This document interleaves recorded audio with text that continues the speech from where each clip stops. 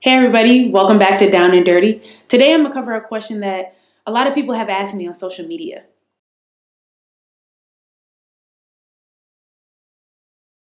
So I'm a 6'2" black woman. I stand out in America. So of course overseas I attract a lot of attention. The only place I really wasn't bothered at all was South Korea. In Italy, they're really fascinated by me and my teammate, who was also an American black girl. Whenever we went out, we were always stared at. We got asked to take a ton of pictures. A lot of Italian men hit on us. So that was interesting. Here in Spain, people stare, but for the most part, they don't bother me at all. I'm used to the staring, so it's never disrespectful, so I can live with it. Russia was really the only place that I had a ton of problems. Russia is like my claim to fame because I have endless amounts of stories of my experiences in Russia. It was absolutely ridiculous. Russians are so racist. It is unbelievable. I was followed practically everywhere I went. I had two other foreign teammates. Both were African. One was from Belgium, one was from Sweden. And we had a game in Orenburg one day.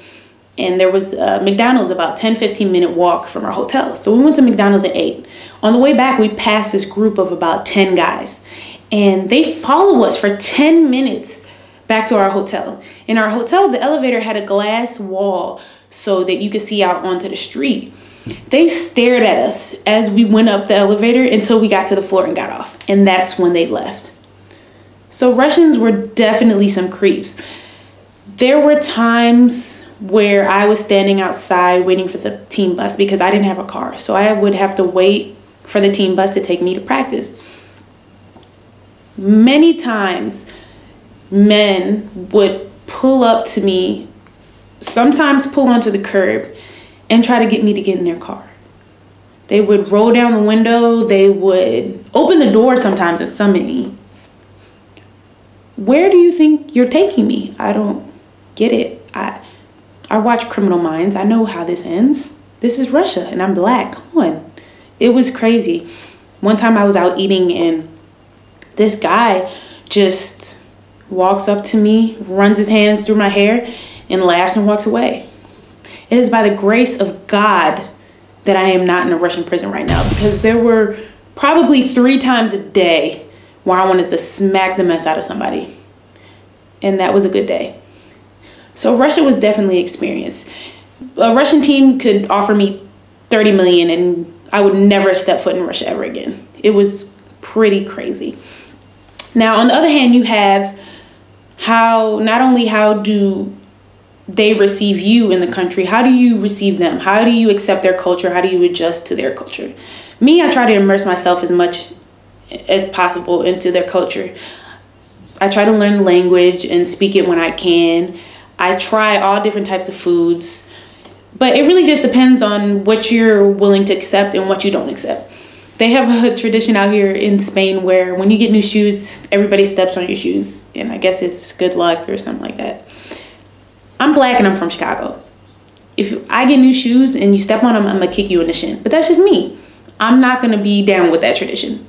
It's cool, but sometimes you just roll with the punches to see where it takes you. In Russia, I moved in with my teammate about halfway through the season. She had a really nice apartment and we needed to keep each other sane to make it through. So I moved in with her and she could never sleep at night. She would go to bed at like 6, 7 in the morning. It was unreal. She went to a teammate's house one night to spend the night, slept fine. On the road, when we stayed in hotels, slept fine. It was only in her apartment. So she asked the team to be switched with somebody because she felt something was wrong with her apartment. So the team did some research into it and they came to the conclusion that there was a demon in her apartment.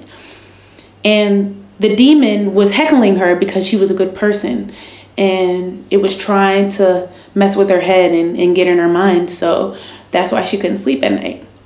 So they sent a man to exorcise the demon from the apartment and get rid of it so that she could sleep. And I think this is one of those situations where you just have to see it for yourself.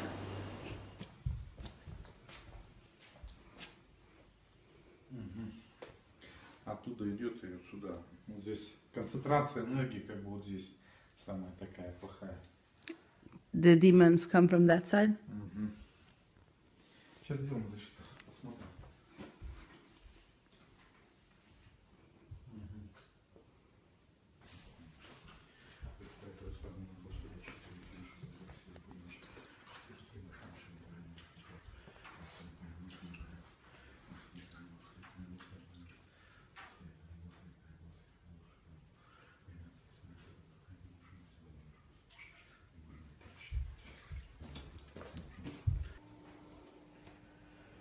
Во имя Отца и Сына и Святого Духа, аминь. Божьему судебному вешнему Господи, Иисусе, не Боже моей, пречистой Матери, все святые, помилуй нас. Аминь. Слава Тебе, Боже наш, слава Тебе, Царю Небесной, пред душой истины, еже везде святая исполняйся, проще благиш подателю, приди все бесед наш, всяк свет, спаси и блажь души наша.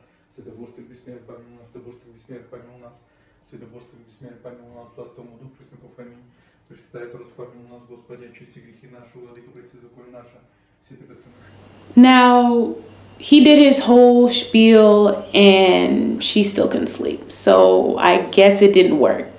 Me personally, I never got bothered by the demon. I slept fine, but the entire time she was in Russia, she could not sleep in her apartment. So that wraps up today's episode of Down and Dirty with Devereaux. Thank you guys for watching. I want to give a special thanks to Benta Drame for the video, and I'll see you guys next time.